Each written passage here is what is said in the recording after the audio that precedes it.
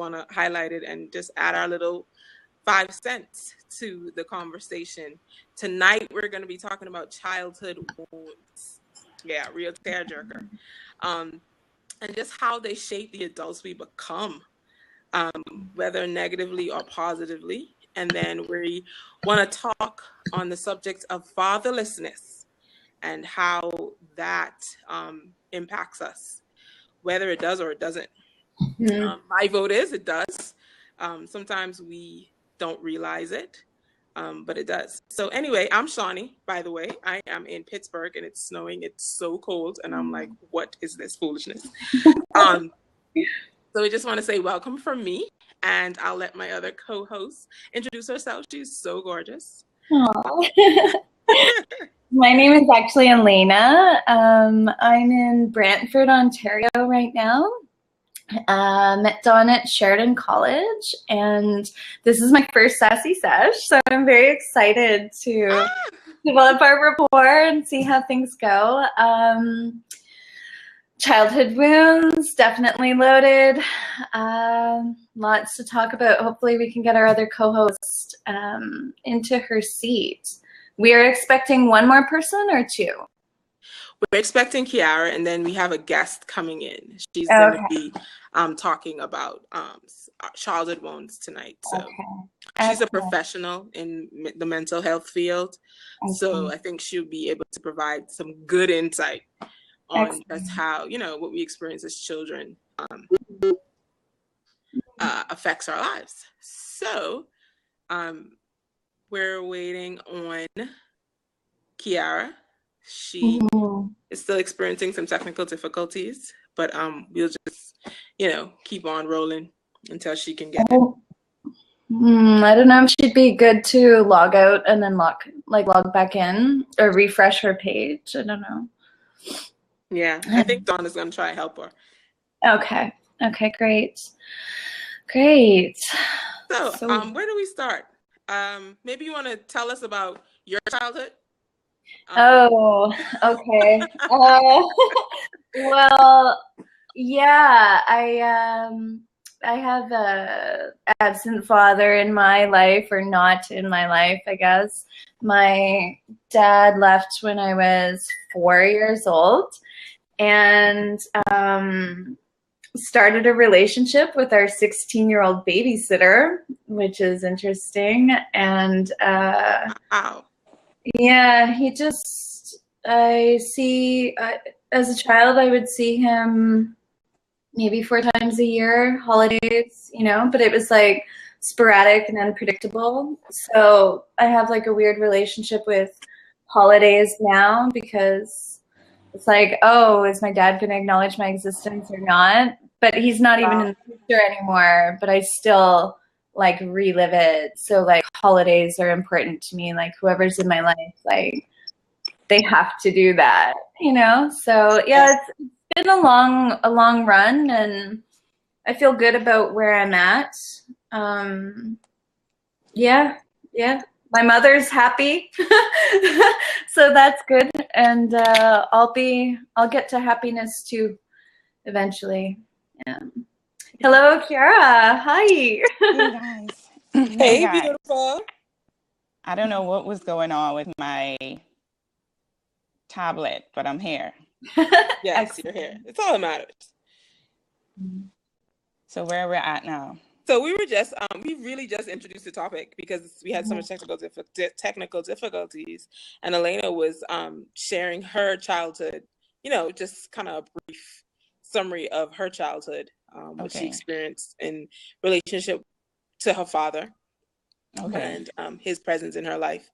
I know this is your show, so just trying to move the boat along. Yes, so thank you guys. Thank you guys for holding the fort. No problem. You can pick up and take us wherever you want to go. Okay, so I know the topic is absentee fathers, but sometimes that's not just synonymous to a father not being there. Because, I know some individuals that had dads in the home, but, they still ended up on a a path that seemed as if they didn't have that father figure. And so, like, when we explore the idea of absentee father, I think we just need to talk about the role that a father is supposed to play in a female's life, you know? Right. Like, for example, since Elena gave her testimony, like, I can give mine, where my dad, he actually lived 10 minutes away from me, but he chose not to be in my life, you know, for whatever reason. I guess he wasn't ready. But I learned as I grew into my womanhood that him not being there was actually a good thing for me, because when I look at who he is as an individual and who I am now, like, the whole course of my life would have been different if I had him in my life, and not in a positive sense. Like, he found himself in situations where he ended up in jail. You know, he was found out to be abusive, very violent, very angry man. So, you know, it's like, sometimes we think that these things happen and it's for the worst, but sometimes it turns out for the best. That's good. Yeah. So that's good. My turn. My father's story is so complicated. Like, I literally lived a Jerry Springer episode in my childhood. Like, wow. Seriously, it was just that crazy. I'm the last daughter to a woman who has 5 children. My mom is awesome. She is absolutely amazing. She's a nurse. She did an awesome job with all 5 of us.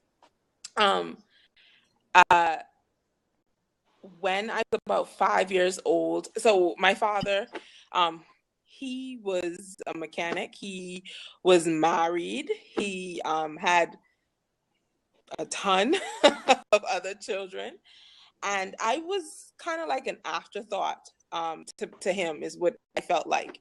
Like, I kind of like, I was born and it was like, dang it, like, oops, you know, he got caught. And I could remember being so excited just to be around my dad and for me to spend time with him. And the thing is, I had my sister before me. Her father was really active in her life. Like, he would come and pick her up, and she would go spend like the weekends with him and all that stuff.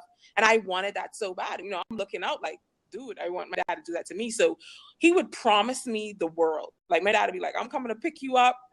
And I could remember myself being like 4 or 5 years old, waiting by the window with my bag packed, just waiting for my dad to pick me up. And my mom would be kind of like, I know he's not coming, you know, because he's not going to come. And I just would have so much anticipation that he would come, and he didn't come. And I could just see my little face and my little heart just broken in that moment. And that was kind of the history of me and my father. That's him not showing up, him not coming. And I could remember being at he was a mechanic, and I could remember being at his shop, and I could remember his wife saying in the front of me that I'm not his daughter. You know, like, why is she here? She's not your daughter. Like, it was real crazy, just that experience. And so there's more to the story. It's real deep. Like, it goes really, really, really deep. Just the situation with me and my father. But I don't think my mom is at a place for me to be so public with it. You know what I mean? On a forum like this. And I don't want to disrespect her on that level. But at age of 14, I found out some really heartbreaking news about my paternity. And it shifted my life. Like, honestly, it really shook me. And it went from me having an absentee father or a sporadic father to me having to question, okay, well, am I who I am? And so it really, dude, my situation with my dad, it just shook my life, and it made me realize that for most of my life, I had this thought that I don't need a dad. I'm a girl, I got a mom, I'm good. And in the moment when my paternity became such a huge issue in my life, I recognized just how important my dad was for me, and the things that he needed to speak and cultivate to may grow in my life as a woman. So I think this topic is spot on. Anyway, some of my stories. So, what I want to ask you, ladies, and I'll talk about myself, like, because of your rocky start with your father, it's like, do you then see a trend in the type of men that you started to date? Oh man. You want this, Shani, or I'll take it? Either or. I feel like we both have something to contribute to the topic. Because I'll answer the question too, so we can all give our 2 cents. Okay. Well, so I have like a weird sort of background romantically. I was a fundamental Christian for most of my life, and I married very young, and so I didn't really get into a lot of relationships. I, had teenage relationships and then very quickly got married. But the man that I married, it was weird. He was one of my friends, and I wasn't really into him, and he was all the time, he's like, I need a wife, I need a wife, I need a wife. And I'm like, being obsessed about it is not going to make your wife come sooner. Like, it'll happen when it's ready to happen. So anyway, so we started dating like a year later. And the weirdest thing about this is I was never attracted to him, prior to this. And then one day I was looking at him. We were at our friend's house, and this boy dropped a ball down the well. And him and his friend were holding the boy by his feet down the well to get the ball. And I'm watching from the deck. We're on a lake. It was wonderful. But I'm looking at him, and I see only his back. And like this little voice in my head that was like, you're attracted to him. And I'm like, what? I'm like, I am? I was like, yeah. But looking back, he had his back to me all the time. Like, even when we were engaged, like, he'd talk to other women. And, like, literally, there's this one time he was talking to this other girl. And he's so engaged with her and so oblivious to me. My nose was literally like an inch from his back, And then we got married, and it was the same thing. And I look back at that now, and I'm like, I didn't want to marry a face. I felt most comfortable being with somebody who was not emotionally available to me, And so, yeah, and then we got married, and 3 months in, I found myself crying myself to sleep thinking about my dad. And I'm like, what? I'm married. I thought that this was all going to be solved now, not starting, And that's the thing. Like, you get yourself into a relationship, and a lot of people think, oh, this is going to make me transcend my issues. Relationships don't make you transcend your issues. Magnify them. Definitely. Exactly. So I saw my lawyer on Monday. I'm in the middle of a divorce now. Cheers. I all up in your business. Wow. That's where I'm at. Now I'm dating, and that's another show. Yeah. Sounds like it. Yep. Oh, wow. Yeah. Wow. It's real. It's Yeah. real. That's as real as it gets right there. You want to go next, Johnny, or you want me to go? Oh, that's fine. I can go. Okay. For me, I didn't really, what I realized, now that I look back, I realized it wasn't necessarily a type of dude. Like, the type was inconsistent. It wasn't like he had to be tall, dark, slim, none of that. What I looked for in a dude was a dude who could be who I thought a father was. So I found myself wanting men with children. Like, if you didn't have a kid, like Deuce, you know what I mean? Like, wow, that's a new one. Right, crazy, right? And I found myself liking men that had that air of control about them, like the tell me what to do type situation, the ones who would they want to be in your face all the time. I found myself liking older men, like I mean older men, like men that I shouldn't even be thinking are attractive, but what I was looking for was looking for that validation. I was looking for someone to validate me, someone to tell me that I was enough, that I was good enough, because that's what I felt. I felt that I wasn't good enough, that what was wrong with me, that my dad, because he had other children, he had other children, and he was in their life. He was consistently there for them. And so I always had this thing of, what is it about me that's not enough? Am I too, I have a very vivacious personality. So am I too much? I'm a plus size woman. Am I too much? Like it was always a, am I too much type thing. And so I always kind of saw myself gravitating toward men who would show this aura of just control and possessiveness and command and older and who would shower me with appreciation from this older perspective, like not dudes my age. Like I wasn't dating nobody 18, 17, 16. I'm dating people 27, I'm 17, 41, like older men. And I was just looking for someone to validate that part of me that didn't get it as a child. So yeah. I could definitely relate to some of the things that you said. The feeling of, am I not enough? Like, why would this individual, like, what did I do for this individual to like just toss me away as if I was nothing, And then he had a daughter before he had me, but he was the same way to her.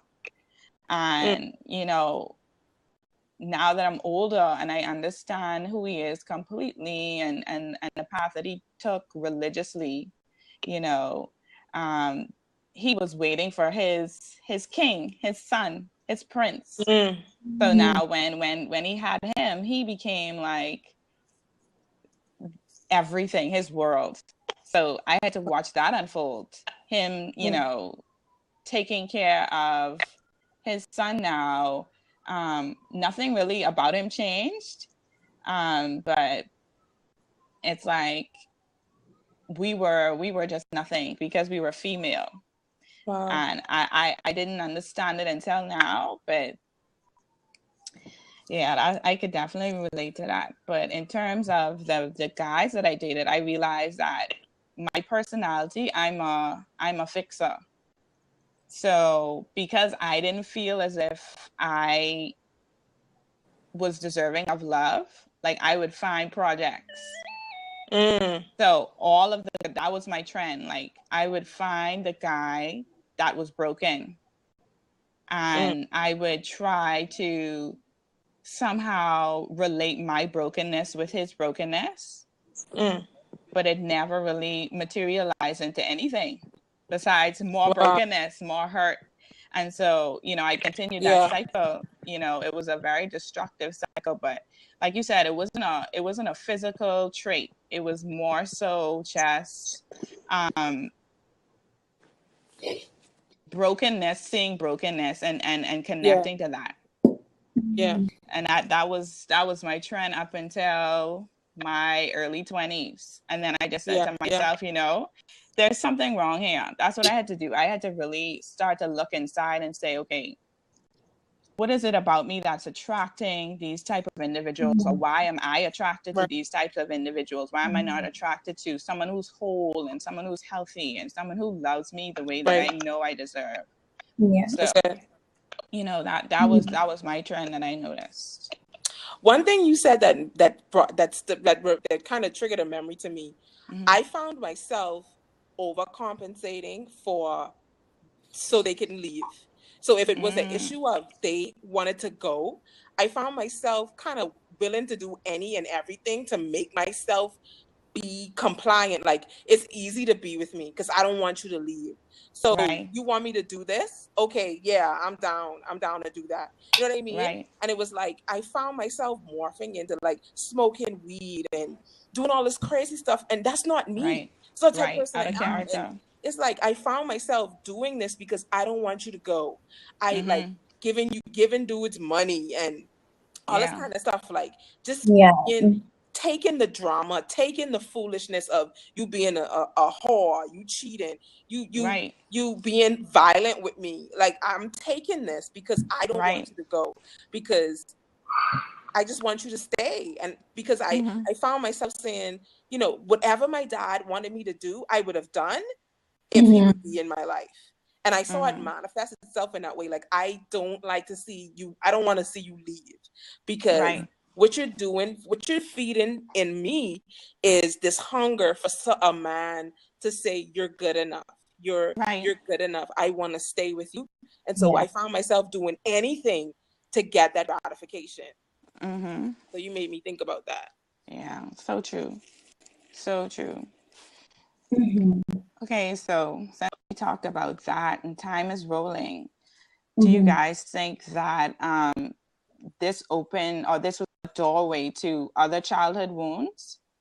Like, do you think that some of the bad memories or bad experiences that you encountered growing up was tied to not having a father there as a protective role, as a voice of reason, you know, as that person to say, okay, this is the type of love that you deserve. This is what you valued in the world, you know, to give you that sense of identity. What are some other wounds you guys would like to share that you could think of that shaped who you are today? Well, yeah, when I was thinking about this topic, like, I mean, my father wasn't there, right? So my experience with him is really not the greater part of my experience growing up without a father. My experience includes growing up with my mother, who struggled hard, right? Like, she was working full time, you know, like, he wasn't there because he didn't want to be, but she wasn't there because she couldn't be, you know? So, like, we were left alone a lot. And that loneliness is like, I don't know. I mean, it becomes comfortable, right? Like, when I did get married, I had two people stand up at my wedding. They were like, I can't believe Elena got married. Like, they didn't think I'd ever do it. I'm like, you're not supposed to say that at my wedding. I'm getting married right now. You know what I mean? But they were like, no, Elena needs her alone time, you know? Because, like, that's what I'm used to. And that's the whole thing, is like, what have you been taught is normal, right? And so, like, I was literally probably like 23 the first time I realized I don't know what it looks like to have a mother and father sit at the same table in a house for dinner, you know? And I'd watch these other people, and I watch them now, you know? Like, I'm like, what does that look like, you know? And yeah, I mean, it's that is a confusing thing, and my experience as a child is very confusing, because it's not what happened, it's what didn't happen. You know? And so for me, like, now at my age, it's like, I wish my dad was there to give me financial advice, especially, right? Like, my dad, he's doing well that way. You know, he's successful. And on the other end of my family, it's all about hustle, right? So I know how to hustle, but I don't know how to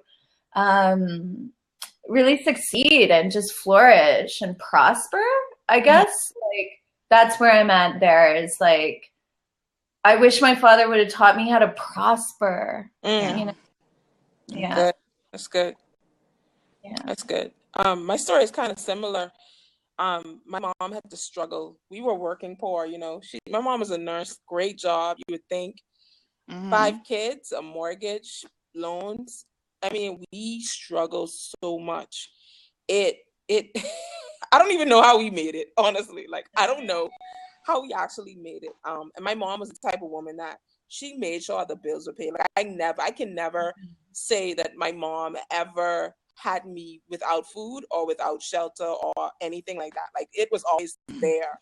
Yeah. But to do that, she had to work her butt off. So my mom was working like 3 jobs, and I was the last of 5, and so I ended up being kind of raised by my sisters, and they really didn't have the time, you know what I mean? And then their children. How much can you expect from a child? So I was teased. I did, you know, my mom wasn't around often. I kind of had to become self-sufficient. I had to become self-sufficient. And so my dad was in there to lend that support, to kind of be that financial support, to be that physical presence there, to help my mom with me. And so I was left in the hands of children raising a child. And I found myself having to be tough and play by myself and think but for myself. I mean, my mom worked so much to the point, like PTA meetings at school, nothing like that my mom went to. I checked my own homework. I would forge my mom's signature on my homework because she wasn't able to do it.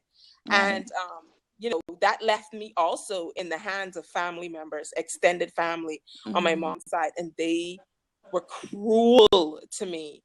Like I said, I'm plus size. I was always a heavy child.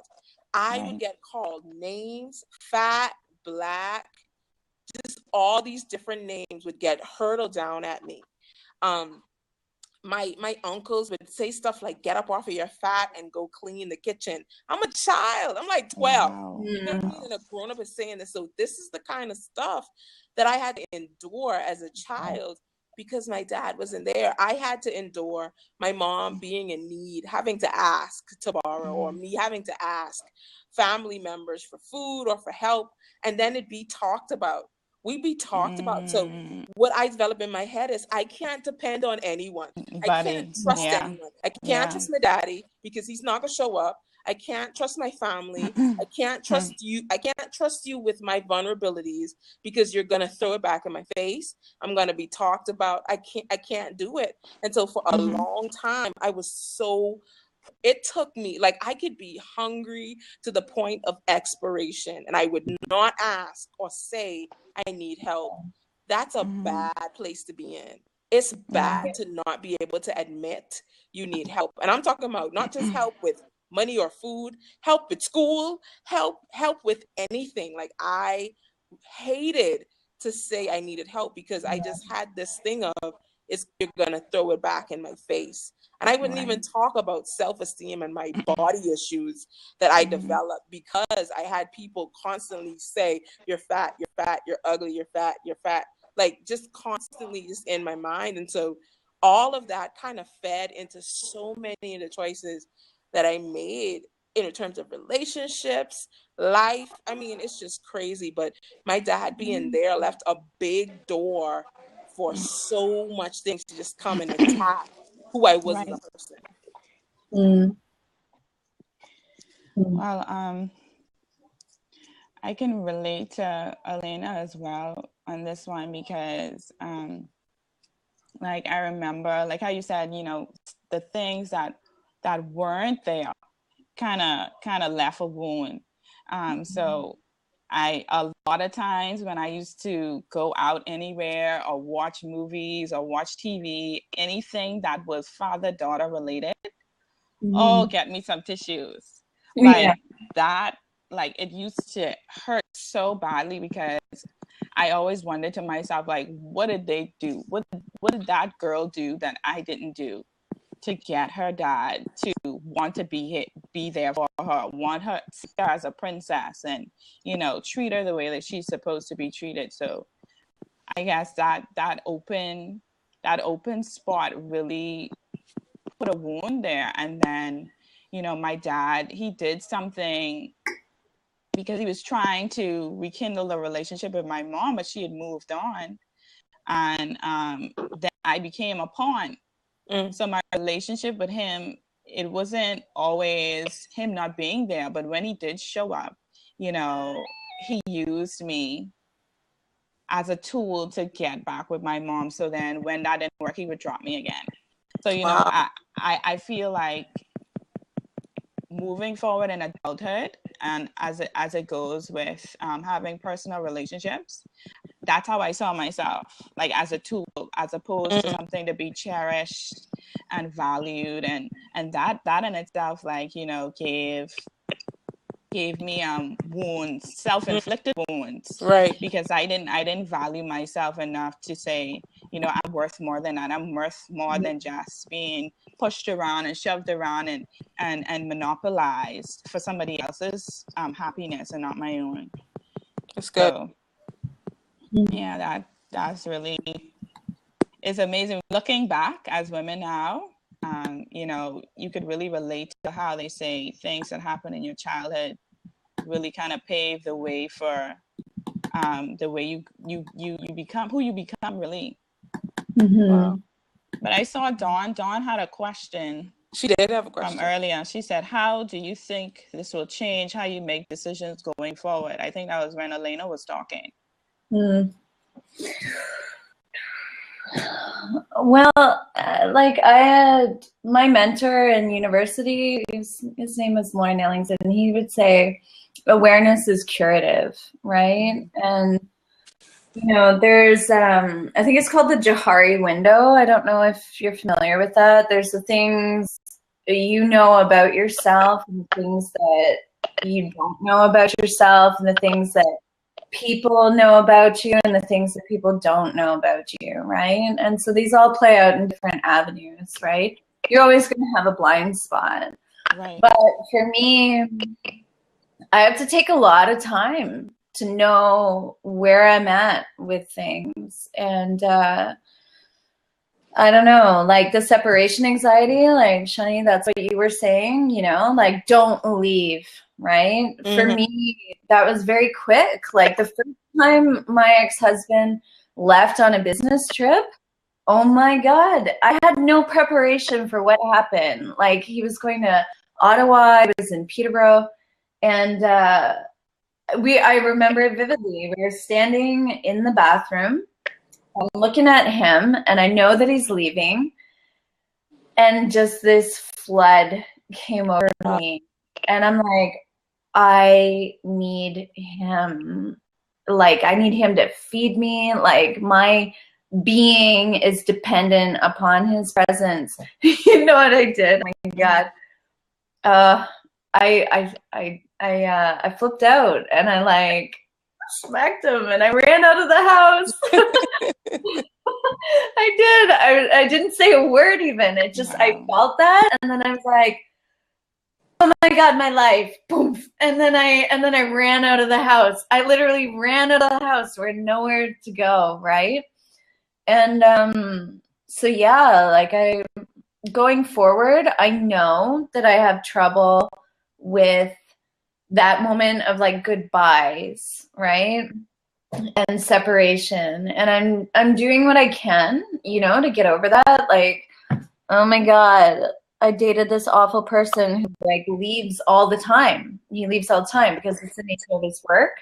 And as much as it made me nuts, and it made me nuts, you know, he'd leave every weekend. And it wasn't just like, oh, I'm going to this like, you know, brain conference or whatever in the States. No, he's a musician. So he would go and he'd be playing in the bars every weekend, right? So I'm like dying, you know, losing my mind. Like he's, you know, in a place where people are drinking and whatever without me every weekend. But you know what? I was like, I need to learn how to be okay with this. And if he's gonna leave, if he's gonna cheat on me, whatever, like I have to know how to be like, that's fine. Cause you know what? I'm fine. And that's where I'm at. It's just like my peace with myself is not going to come from my father. I learned that 7 years ago, you know, and it's not going to come from another man. So going forward, I find peace in myself. And those goodbyes, even with friends, I'm learning how to do that well, you know? So, yep. I know going forward, like I think I was 21, maybe. I'm over 30 now. I can't tell you how old I am, but I'm over 30. So this is about a, you know, don't do it, Dawn. Talking about old. Don't do it. Don't even do it, nigga. But anyway, I think I was about 21 years old, and I remember looking in the mirror and just saying to myself that you are worth it. Yeah. You are worth saying no. You are worth fighting for. You're not too much. You're just enough. You're enough. You're okay. And I had to really get honest with myself. I had to get honest with myself. And I had to be real with me. I had to say, listen, boo, you jacked up. You are jacked up. Yeah. Like, you are jacked. Like, you have to really have an honest moment. Yeah. And be like, you know what? You're not awesome. You're not really, you're great, but you're jacked up. You're jacked up in the sense of you're hurt. And you're operating out of that hurt, and you're making decisions out of that hurt. And I had to just pump the brakes and say, you know what? I don't need to date anyone. I don't need to be with anyone right now. I need to be with me. I had a real come to Jesus moment with myself. I'm like, ooh, like, this ain't cute. This is not cute. And you know what I had to realize? It wasn't me. Like, this is not me. This is not who I am. And so once I kind of got real with myself and I put the brakes on myself, and I'll be honest with you, I couldn't do this without Jesus. Like, I just have to put it out there, because, you know, everybody don't subscribe to Christianity. I don't care. This me. This Bible.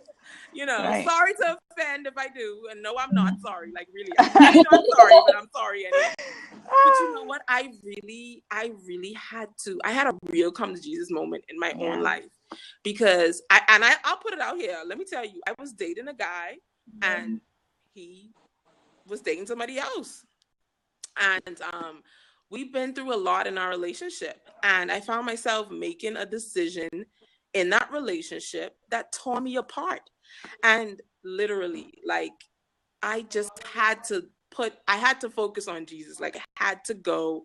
I had to just be like, okay, Lord, I'm a mess. Like, I'm a wretch undone. Like, I'm this stuff that I'm doing, this little cycle that I'm in, it's not working. And the definition of insanity is to keep doing the same thing, expecting a different result.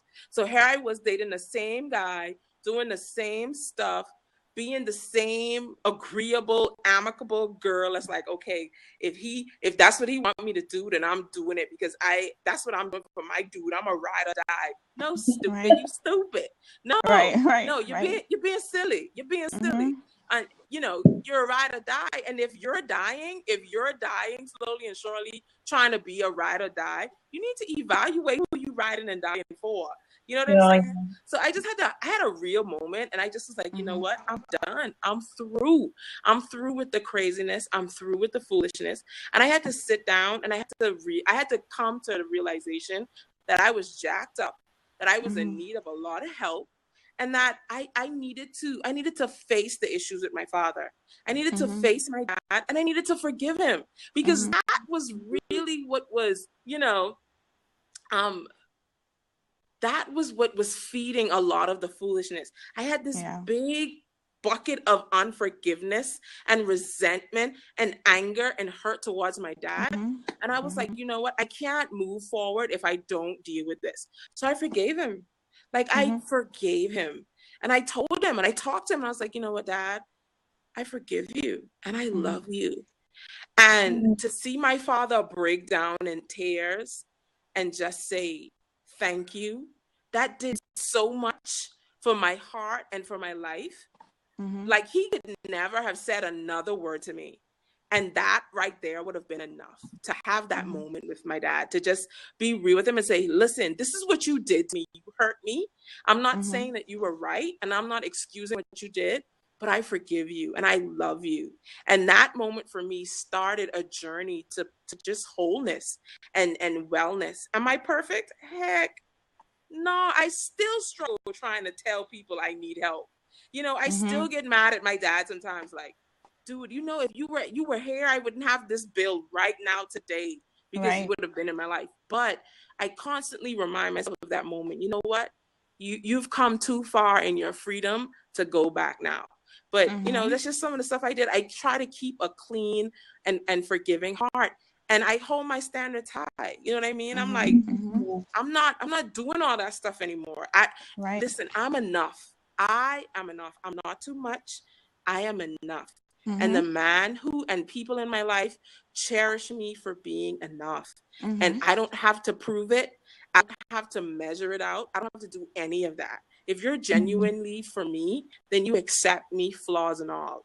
So some of the stuff I've been, you know, just walking in for the past over 10 years. I'm not going to say how much over 10 years, but over 10 years. That's been the story of my life. And when I say 1,000,000% difference in relationships, friendships, in me. Oh my goodness. Anyway, that's it. That was loaded. That was loaded, Shawnee. Thank you for sharing that, though. Woo.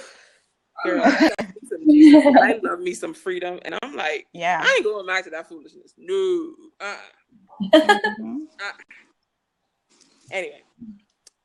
But I think I had a similar, like you say, come to Jesus moment.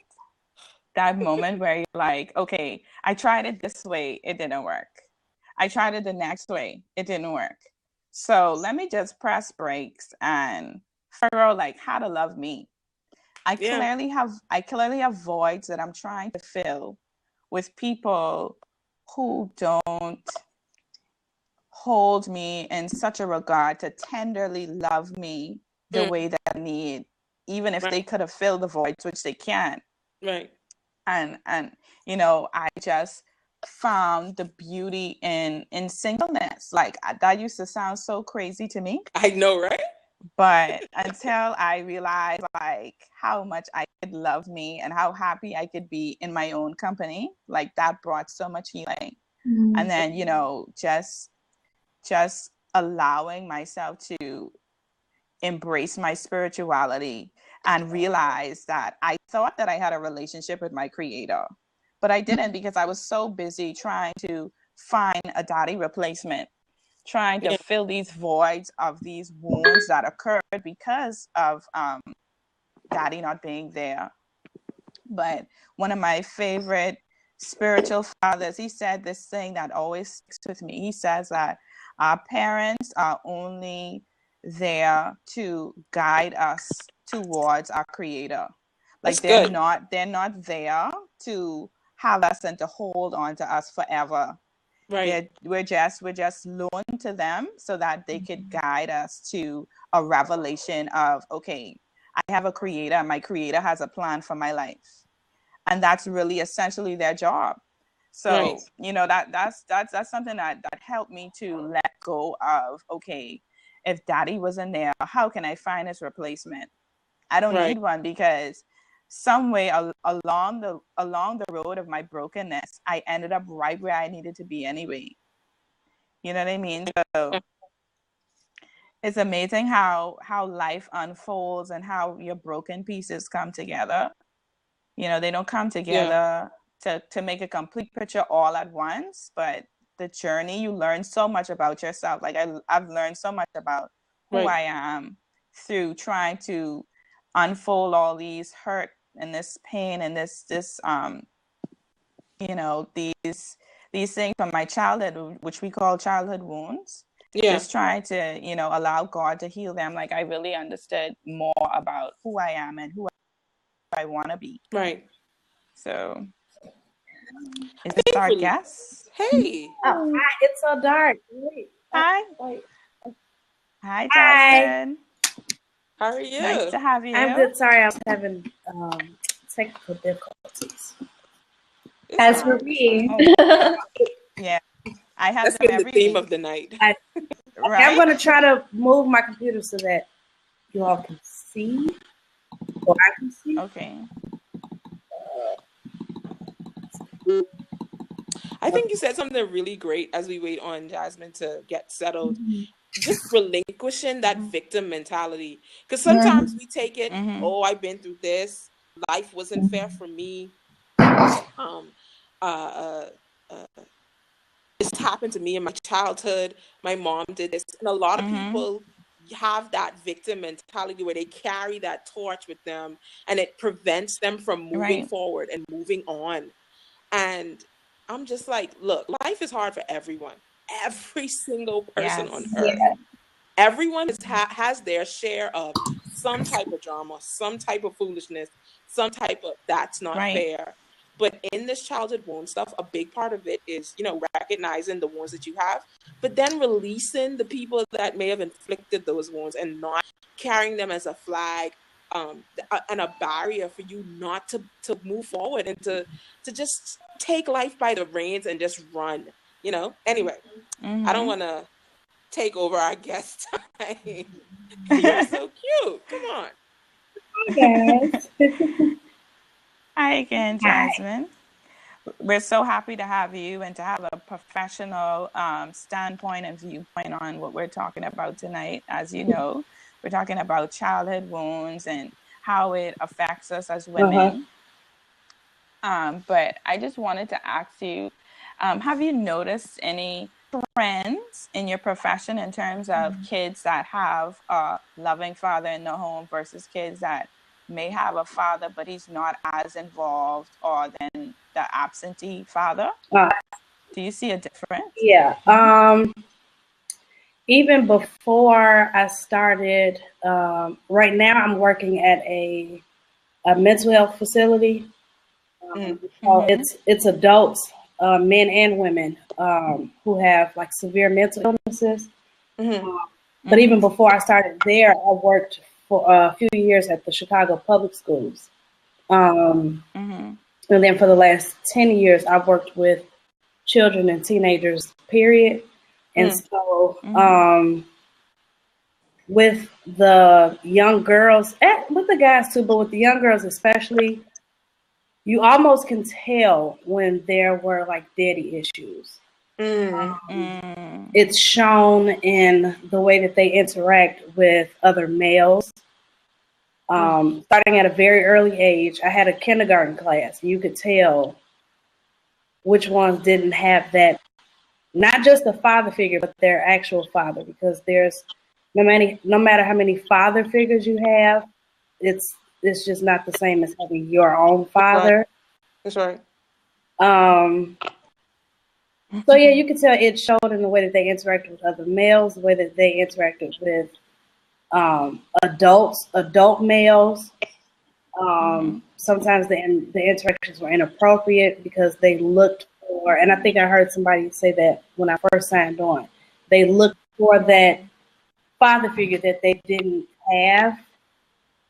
Um, a lot of the young girls became really angry, and they didn't know why they were angry. They couldn't really voice that, but started Right. talking to them, you could tell that something was missing. Right. And a lot of times that's what, and most times it's like,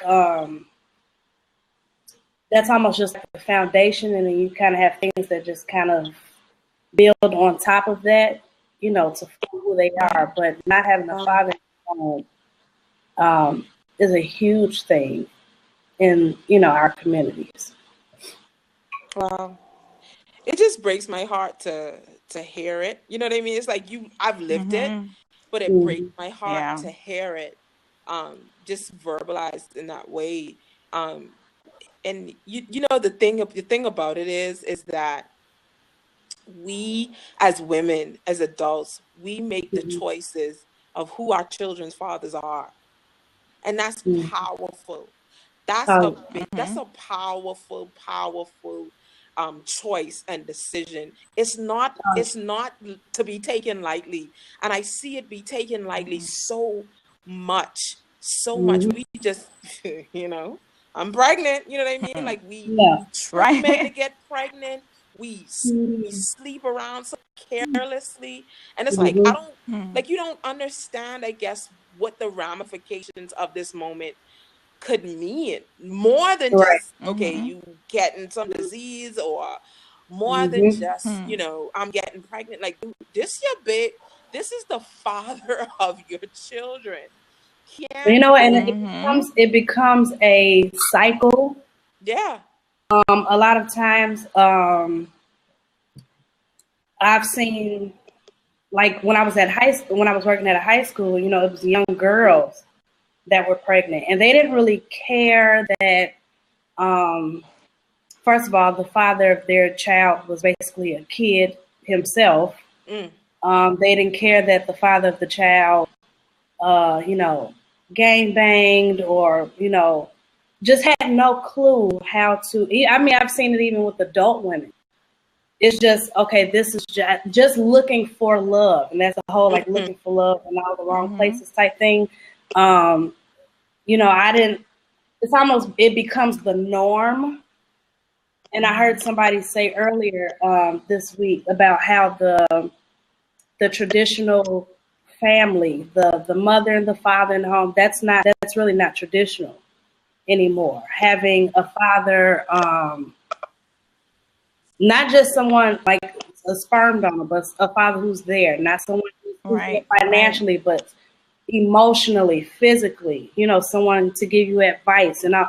That it's almost not the norm anymore. So for a lot of young girls, that's not even what they look for, because that's not what that's not what they've seen. And so it's just it's really sad. It becomes a cycle. And now that I'm working with adults who have mental health issues, the lack of adequate parents. Some of these adults are in their 50s and 60s, and they're still dealing with things that happen with not having parents. Right. And so people don't think about how it affects their children even into their adulthood. Right. Wow. Wow.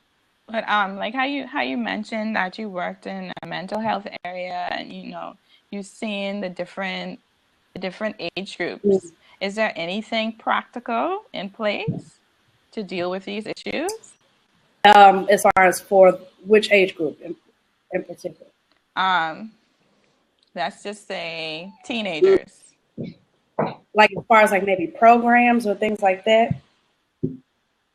Or like how do we deal with the issue is kind of what I'm asking, like from a professional standpoint. Like, what is there anything that can be done in terms of therapy or placement in a mentorship program, or I don't know? I feel like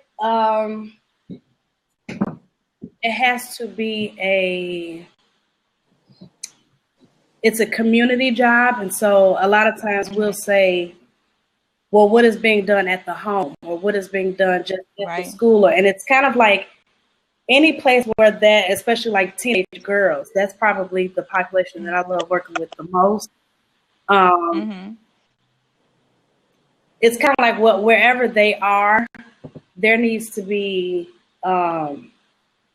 people who are reaching out. A lot of times they get looked over, like for instance here at my church. I'm really into church. I know not everybody is, but I'm really into church. And so I became the youth ministry leader at my church. And so when I was younger, they didn't have stuff. They didn't really teach us about how to not necessarily pick a guy, because the guy is supposed to find us, but they didn't teach us about, good fathers and this and that. It was all spiritual things. And so now when I'm working with youth, I'm giving examples about, if you are reckless in dating or whatever, this is what happens. taking them outside of that four wall. There's a lot of times that, you know, they have to learn on their own.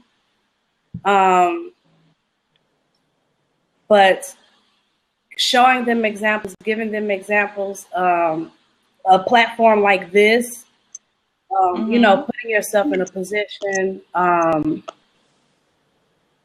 where you can reach out to young women, whether that's starting your own mentoring group, you know, anything like that, and not just expecting them to get it at school or in the home, because a lot of times that just doesn't happen, you know, nowadays. And so even at work now, I'm only supposed to do like testing, like psychological testing, but a lot of times I pull them in a room and I have to talk to them about, I actually had a client today, daddy issues are like through the roof, and she's in her 40s, I believe. Wow. And I had to like step outside of my role, you know, to kind of assist her, you know. And so, yeah, just being able to push when you realize that this is an issue and it's something that needs to be addressed, putting yourself in a position where you can reach out to, I think that's just the biggest thing. You know, I don't know if I answered that correctly. I feel like I did it, but No, I get what it's essentially the same thing as like how they say, you know, it takes a village to raise a child. You know, so I guess the same thing applies when things go wrong with that child. It takes a village to try and help rectify the problem as well. So it's no one answer or no one way to really solve the problem. It's all about, I think it's all about education. I think that's the biggest thing. If because a lot of the young women nowadays, they just really don't have examples to go off of. My situation is a lot different from the youth that I work with, because I grew up with both parents. My parents are still married. They've been married, this year would be, I think, 39 years. And so my experience was a lot different. My father was very active, you know. And so when I started working with youth in particular who didn't have that experience, at first it was like, okay, how can I even connect, or how can I even help, you know, and I haven't experienced necessarily what you have. But sometimes it's not even about that. They just want somebody just to talk to, just to hear, or just to see, okay, things can be different, or this is really not the norm, you know. So, yeah. Well, we had a question in the chat that says, how will your issues with your fathers change how you'll choose your baby's father? What qualities do you look at? Is that for me? That's for anybody. Well, not you, because you had your dad, but I guess it was directed to us. Anyone? Oh my God. No one wants to take it first. I guess you could help us, Jasmine. You could help us with our processing. If you see some red flags. Oh, okay.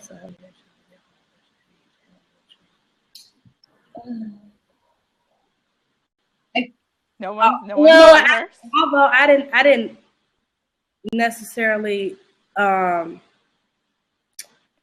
deal with this person, not in a bad way.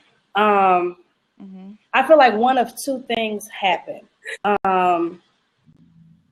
If you have issues with your father, whether he's not in your life at all, or if he's there but he's just not a good father, I feel like one of two things happen. You either look for the same thing because that's what you're used to, or you yearn for the exact opposite.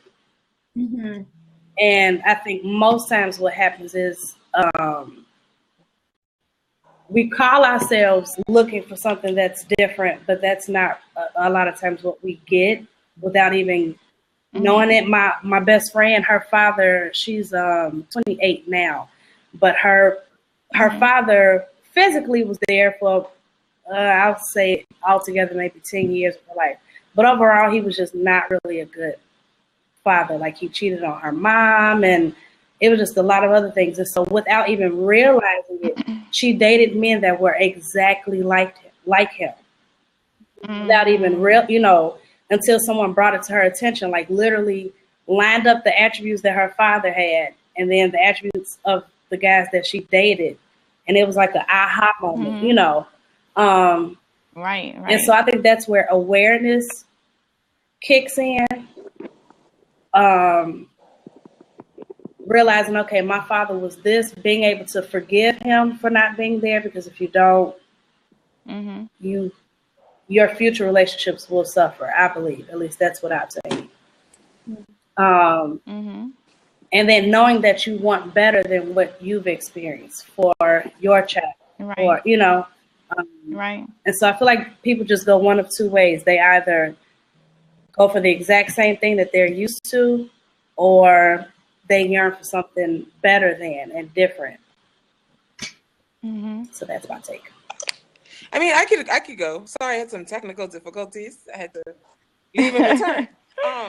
But the first thing, I think I agree with you. I think I said it earlier that I had to forgive my dad, because unforgiveness was at the root of all my bad decisions. It was like, if you don't deal with it, I think Job said it best. I'm a church girl, so Job said it best. He said, "The thing that I feared most has come upon me."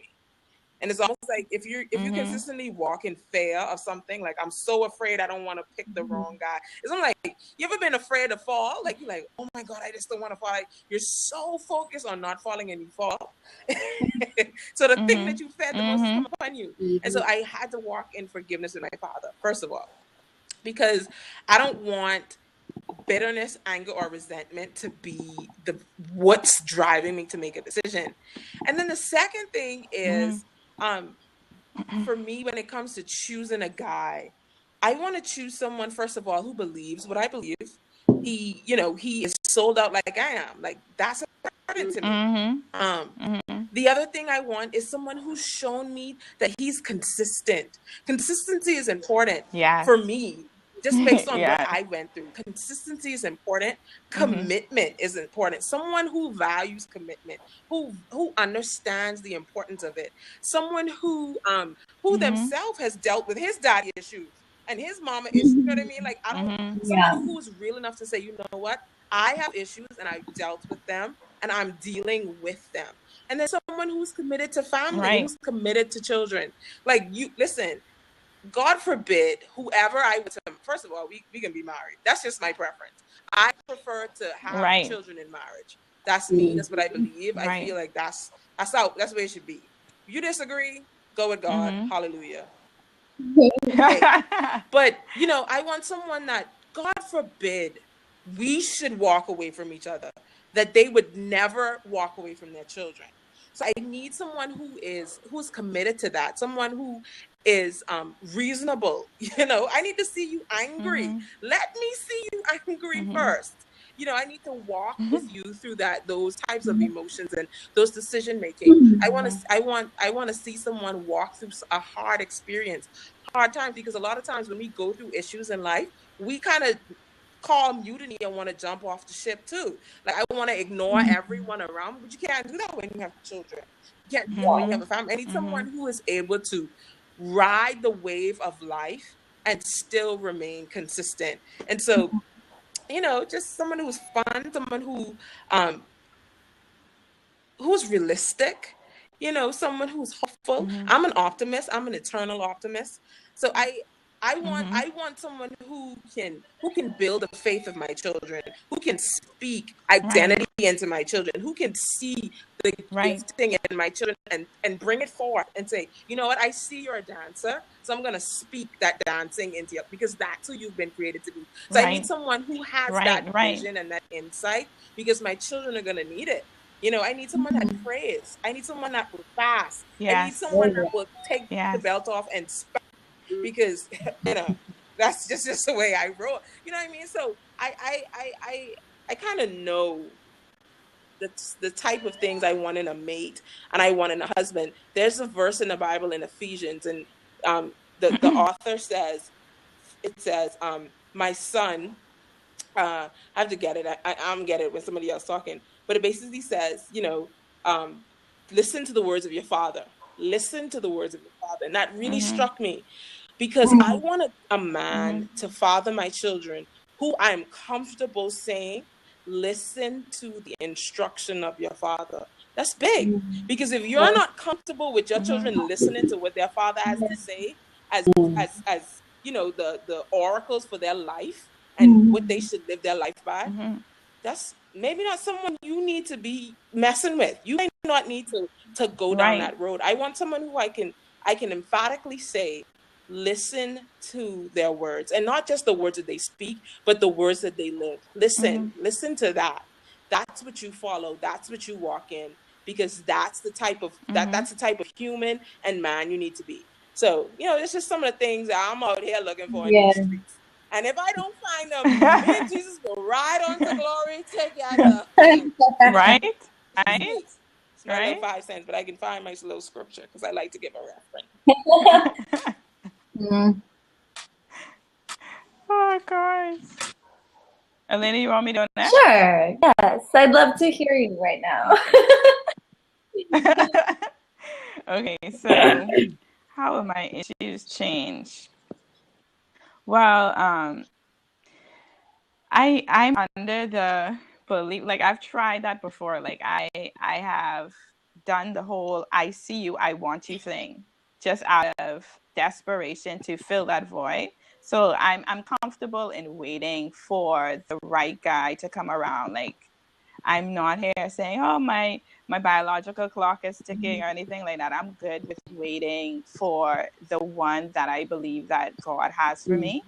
And I feel like just because, especially with Christianity, I feel like there's a lot of people that don't take it seriously. A lot of people wave the banner of Christianity, but when it comes down to finding a mate that actually is serious and his faith mirrors your faith, I think that narrows the playing field very, very small. And so that makes it even easier to identify him when he comes. So in terms of how I choose my mate, I think I'm good with waiting. I'm not out there looking. And in terms of qualities, I think Shawnee, she covered everything. Yeah. She said everything that I was thinking about: commitment and consistency and transparency, and someone you could have fun with, someone who's going in the same direction that I'm going. I believe that the person that I marry, our purposes and our destiny should complement each other. So that's a huge thing. I think when you're using your faith to really move forward in who you decide to settle down with, it makes the process a little bit more simpler because you're looking for things that are of a divine nature.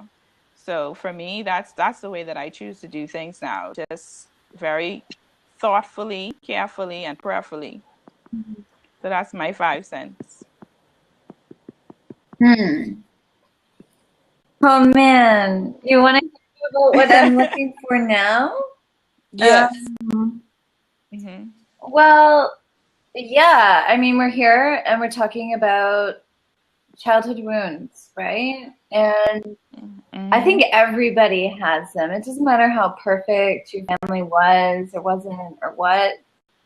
And when I encounter somebody right now and they will say, no, I've got no wounds, I'm like, huge red flag. I'm not going to deal with you for the next 10 years until you figure out why you behave the way you behave. You know what I mean? Because it can be violence.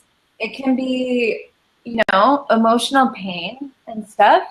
And where I'm at right now, I'm like, I just can't walk with somebody through that. I did. Like I said, I'm going through the divorce right now. I was married 11 years. 11 years. I tried to work with this person. And to this day, his father was an alcoholic. He used to beat his mother, and to this day, he will tell you, I have no issues from my childhood. That didn't affect who I am. And I'm like, I wish, dear God, that you would have just recognized your own brokenness, because it affects me. It's affecting kids, you know? And after 11 years, I mean, I knew 6 years prior that this was done, you know, and then made it very openly apparent in the last 3 years before I left. You need to get some counseling. You need to get some counseling. It doesn't matter who you are. I swear to God, it doesn't matter who you are. Get some serious counseling. Some counseling from somebody with training like Jasmine has right now. You can recognize, no, but like psychology, right? Like for me, I grew up in this silence with these wounds that like had no names, you know? And I was like, I want to go to university. I want to learn about psychology. I want to learn about, you know, the different colors of human personality and behavior and experience and stuff. And I didn't have these things, you know, growing up or even in high school.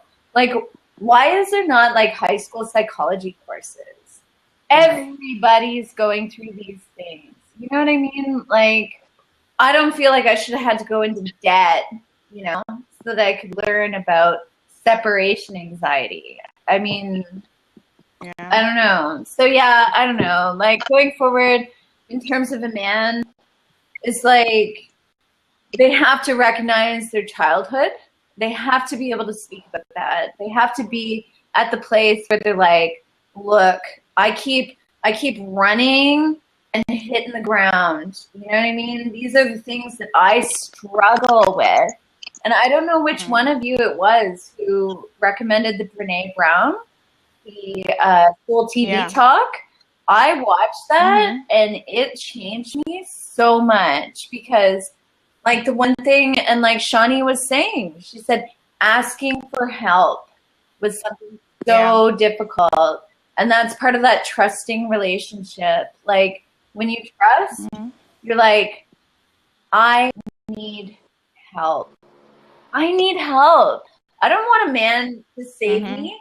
I want a man to say, you know what? Help me in the way that you and I have agreed upon. Let's help each other, you know? And that partnership. And I don't know. I mean, admittedly, where I'm at in this very moment, I'm a little bit jaded. I still don't know what reciprocity looks like. I don't know what, you know, an almost equality of interpersonal awareness looks like yet, because I get in relationship with somebody who is totally unaware and unaccountable for his actions. Right? And I'm like, oh yeah, I get to be with somebody who will never acknowledge he's hurting me and hurting everybody else and hurting himself all the time. So now where I'm at is like, let's be accountable, not so much like, you know, how do you not be the person who walks out, but how do you be the person who stays? How do you be the person who stays? And that is complicated. That's a soup. That's a cake to bake.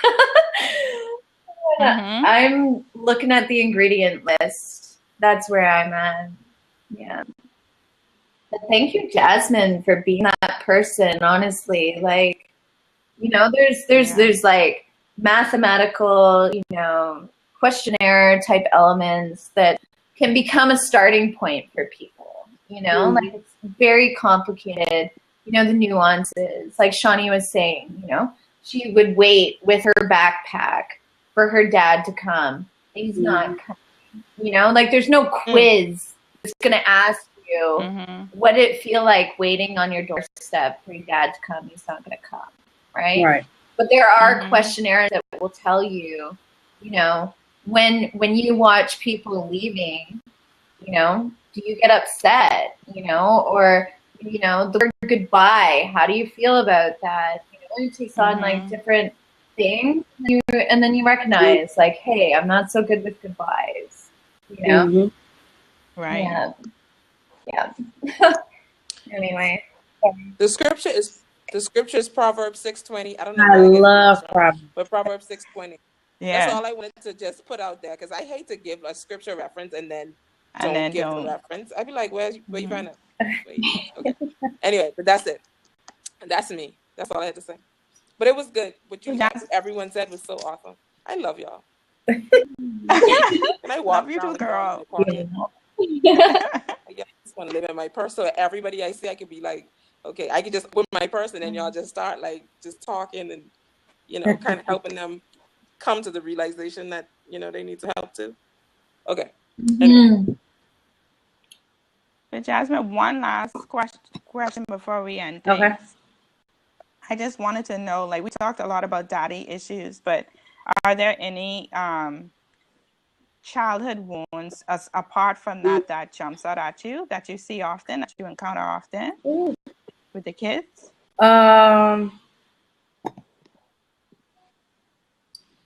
It's so much. It's really a lot.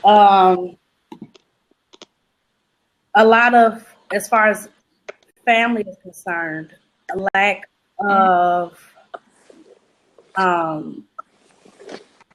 support. A lot of things I kind of thought were almost like common sense, or things that as a parent you just automatically gave to your child. Mm-hmm. A lot of kids lack that. Let me think of specifics. I'm actually doing and this is different. Well, you said it doesn't have to be a daddy issue. So, something, actually what I'm doing my dissertation on right now is early exposure to violence, and how Good. how it impacts individuals in their adulthood. And so, and I was born and raised in Chicago, so I don't know how much you all hear about it, but the violence here is really, really bad. And so that's almost like the standing thing with the youth here. And the part that I'm researching now, it's not a lot of research on how it impacts females and males differently.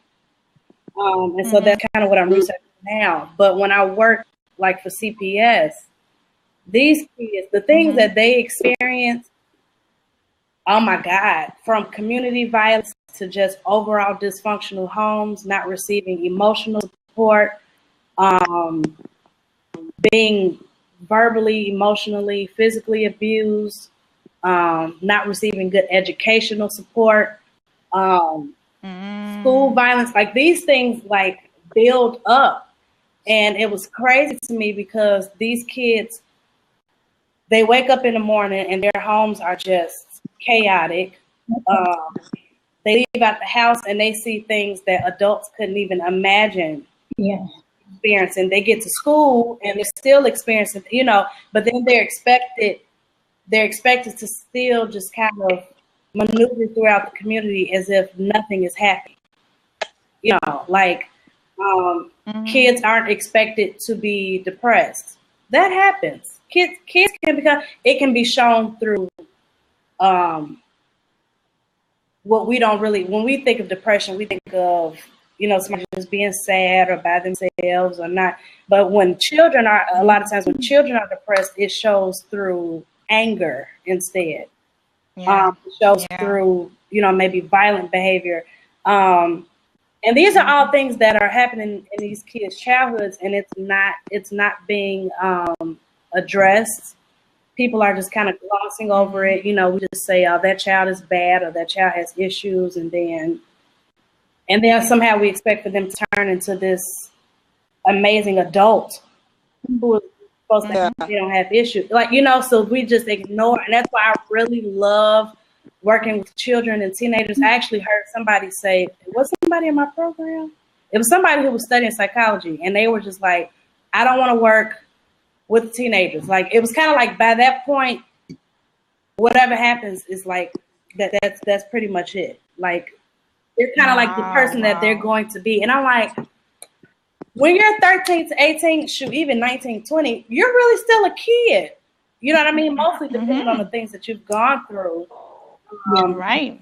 And so I've seen a lot of adults just kind of write that population off, just kind of write them off. What happens, and these things are not sexual violence. I had my client today, the one who was in her 40s. She was sexually abused when she was younger, and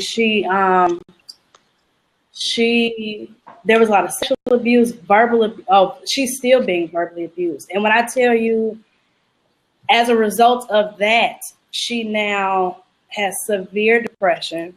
Wow. She was actually like suicidal today, so I had to report it. Like, that's how bad it. Wow. And she was still talking about stuff that happened when she was a child, and she's in her 40s. You know, and I'm sitting here like, if somebody had intervened back then, you know what I mean? Somebody probably somebody probably just looked over it like, oh, okay, this girl is, you know, she just dramatic, or she, you know, these kids have a lot going on. A lot. And it can become a lot on the parent, especially if the parent, I don't want to say is not well equipped, but just doesn't know how to handle it. Right. So that's why, Elena, right? Elena. When you're talking about the professional help, my mother always laughs because I'm like encouraging everybody to go to therapy. Probably because this is what I'm in school for, but it's really needed. Like, even in the school, you have school counselors, but they don't do that much. They don't. Yeah, I have a student, 2 students in particular. I had them when they were in kindergarten, and I still go back to the school every year just to visit them. And so now they're in the 2nd grade. And they're still getting in trouble. Like, they still have the same exact issues that they had when they were 5. And so from a mental health professional standpoint, I would think, okay, this is not normal. This is not normal for a child to exhibit this kind of behavior starting at age 5. Right. And it's continuing. So I would think, okay, where does the counselor come in? At what point do you say, let's sit down and really talk to the child, see what's going on? You know, no child, I feel like, really wakes up and just says, I want to act out today, or I just want to have a bad life. I want to have these wounds. I want to deal with them, and I don't want to get better. I don't think a child really, you know what I mean? But people just kind of ignore it. We feel like it'll just go away over time, and it doesn't happen. It impacts how you interact with other people. A lot of people start at home, but like we said, it really does take a village, whether it's school, the church, the after school program, whatever. I feel like people really just have to step in and really just talk to and listen to the kid. A lot of people don't listen to children. We feel like they don't know what they're talking about. Or when I was younger, they would always say, that's like when I have really bad back problems. And so when I was younger, they would be like, oh, girl, you're too young for back problems. You don't know what back problems are. I'm like, no, I do. Like, my back hurts. Like, don't tell me I don't know what I'm talking. You know, that's kind of what we do. Like, girl, you too young. Or boy, you don't know what I'm like, these kids, they know what they're talking about. They know what they're experiencing. You know, the more we ignore it, once they become adults, it's kind of like, it's even harder to just kind of get a grip, you know. So it's a lot. I think the home life is the biggest thing that I see. The home and the surrounding community. And it may be different just because I'm in Chicago, but I think I mean, I've studied, communities, you know, in other cities and even countries. And so it's really the home, the lack of fathers is a really huge thing, mostly for the young boys. That's like, I mean, it affects women too, but boys, we raise them in a way that they're just supposed to, you know, they're not supposed to be emotional, they're not supposed to express themselves, they're not supposed to, nothing is really supposed to affect them. We expect for women to be, you know, a little emotional or, you know, whatever. But the boys, they internalize that stuff. Women do too, but boys more so. You know, they internalize that stuff, and then Yeah, so it's a lot, but I think the main things that I see are just lack of love and support in the home, and then it's kind of it's like reaffirmed once they leave outside the home because they're not shown that in the community as well. Right. Um, And so in the world's not gonna show it to you. You know what I mean? yeah, The world's not. It doesn't care. I mean, the first thing you realize when you become an adult is like hmm really it's like it does not revolve around you. You, as awesome as you are, it's gonna take a little bit more right, than you to change the world. You know what I mean? It's kind of like, right, Yeah. yeah, this is not as great as it is. But I think one thing that I realized, even dealing with my own emotional issues and wounds and hurts, is that there are a lot of children in adult bodies making decisions. There are children who are Oh yeah. CEOs. There are children who are they are trapped inside of these people, hurt in a cage, just in there hmm crying out for somebody to come along and free them from this jail that they've put themselves in. I Yeah. always put it this way, especially when it comes to me asking for help. As a child, I had to learn how to turn that switch off. I had to learn to go and take that light switch and turn it off and say that I can't feel, I can't get hurt. Um, I have to be strong. I have to yep, learn how to do without because that's what I had to do to cope. That was my coping mechanism as a child. hmm That's what I did. And what we do as children is we define the world that way. It's crazy. It's crazy how one incident that can happen to you as a child can make you define oh the yes, world and reality that way. Yeah. And you get those definitions and they become imprinted in your mind. And that's the way the world is. And what doesn't happen is we don't seek that professional help. We don't seek that place where we can go and turn that switch off because it's not normal for the switch to be on. You know what I mean? It's not normal for a Right. child to be Right. cold and a child to be introduced to violence and sex at such an early age. That naivety, it's not normal for it to go away. And I experienced that. And so a switch was turned on in my life Yeah. and nobody told me that's not normal. It's not right. Normal. You need to Yeah. turn that switch on. But I had to cope. I had to cope. And cope, and that's what a lot of children end up doing. They have to cope. And what we as adults do sometimes, we invalidate how they feel as if them being less than 18, 19, 20, 25 means that they don't experience things. Listen, I always tell people in a house, if you're experiencing it, that child is experiencing it, and they're experiencing it from a Right. very uneducated point. So I always give the comparison. When I was a Right. little girl, I used to look at my mom and I'd be like, dude, I want to be an adult. I want to grow up. I want to get a job because adults make money. I can do what I want to do with this money. Like I would ask my mom for money. She'd be like, no, I can't give it money. Like, this chick don't never want to give me no cash. Like when I go to work and I make money, I'm gonna take my money and spend it how I want to.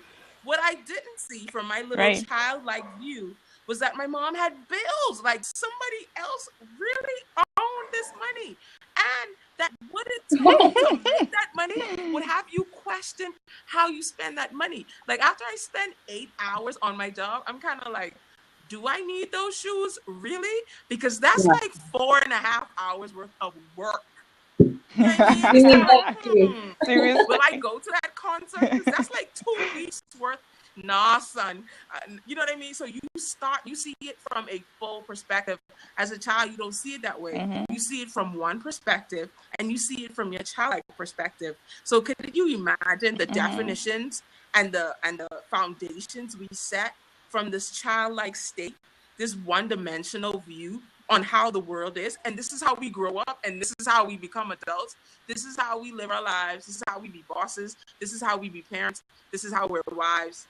Like really, and we wonder why the world is crazy. Like you have these crazy adults. I'm not even shocked anymore because I'm like, dude, you was crazy too because you had these foundations in place. And it's like, man, like we have to grab. Anytime I see a child, I like to sit down and like talk to him. What's going on? how was your day? And I like to hear them express the joys of their day or the frustrations of their day, and not invalidate how they feel, and try to bring perspective, because you don't have that as a child. What you see is what it is, and we have to be so careful that we don't do that. So, honestly, I feel like we can do something about it, even individually. If you are connected to a child in any way, try to be that a person in that child's life that they can have an outlet and they can let out. We always say children should be seen and not heard. I call bull crap on that. Children should be heard. Let me hear what's going on the inside of you. I want to know what's important to you. What concerns you? What are you confused about? What do you wonder about? Like, I want to know these things, because as a sound thinking person, I want to be able to bring clarity and perspective. We can use our social media influence to, I always used to say, I do not add children. Boo-boo, if you over 18, if you under 18, I'm not adding you. And if you 18, I'm still looking like, but I realized people need a positive blip on their Facebook timeline sometimes. Somebody that represents insanity, somebody that's not 12 like them, that's seeing the world like them, to say, hey, you're going through this, but listen, this is really what's happening here. So I just wanted to put that little tidbit out there on how we can take what we've experienced and what we went through the hard, rocky road of it. Experience, they say, is the best teacher, and it is, but it doesn't have to be your experience. You can learn from somebody else. Listen, you can learn. I don't need to inject heroin in my arm to know I can get addicted, strung out, and ruin my life. Somebody experienced that for me. Thank you very much. I appreciate you. Lesson is learned. So I just feel passionate about that. Like, we just be an influence where we are. It don't necessarily take a movement. It don't take a group. It don't take a copywritten logo to be an influence in someone's life. But anyway, sorry. So to wrap things up, I'll ask one last question, which is just a statement. If you could go back to your younger self and tell her one thing, what would you tell her?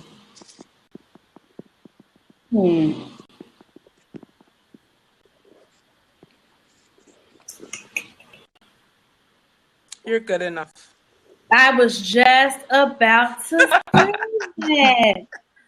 Literally, that's exactly what I was about to say. Yep. That's literally, that's something that I think I sometimes still deal with today. Actually, maybe exactly like 6 hours ago, my mother called me. She said, sorry, Johnny, I cut you off. No, it's just crazy. That's all I had. You're good enough. Because as an adult, that's not something that I even realized that was an issue for me, not considering myself enough. Really, maybe literally up until like within the last month or so.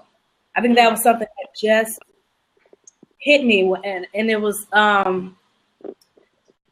that's so crazy.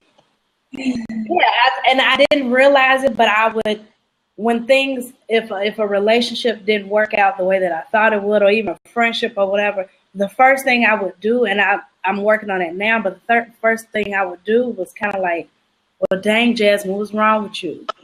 What did you, and not that I should think that I'm perfect, but I would always just kind of come down on myself,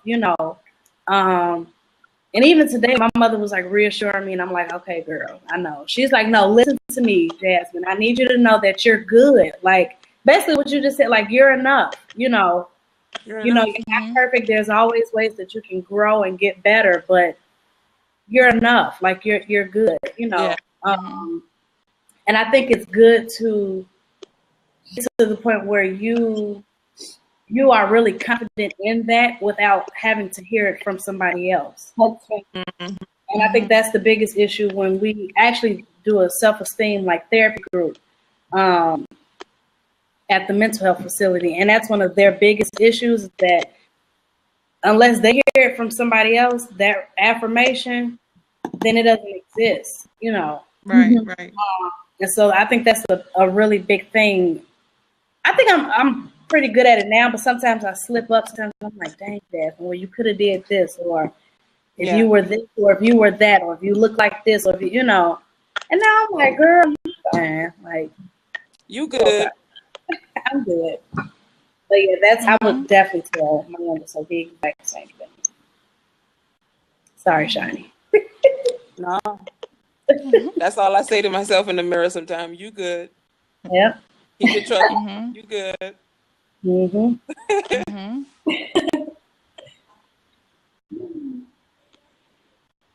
Elena, you have anything to add? I don't know. If I could say something to my younger self, I guess. I don't know. I guess this is kind of real. I just say he's not coming. He's not coming. And everything you need is right where you are. You know? Everything you need is right where you are. Yeah. That's good. And that's like being complete. Being complete without looking for completion in somebody else. Like my mother used to be like, don't look for a man to complete you. You should be fine before he get there. You know. Yeah. Right. That goes back to what Elena just said.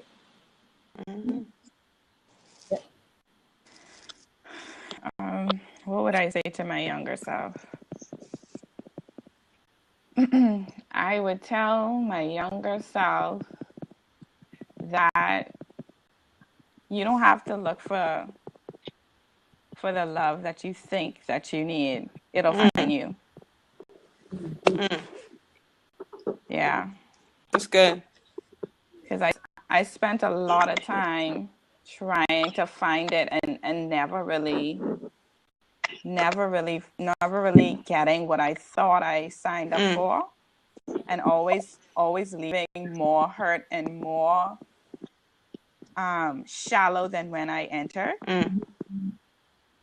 So it was safer to not look. It was safer to just wait to be found. So that's what I tell my younger self. That's good. So thank you, ladies. I don't know about you guys, but my eyes are shutting down. I don't know if you have anything else to add to close up our discussion. I'm so glad to have had this conversation with each of you. Seriously, this is amazing. You and I have never met. Likewise. And here we are. We've got Pittsburgh, we got Chicago, and Kiara, where are you? In Bahamas. I'm in Brantford, Ontario. Six Nations territory. Awesome.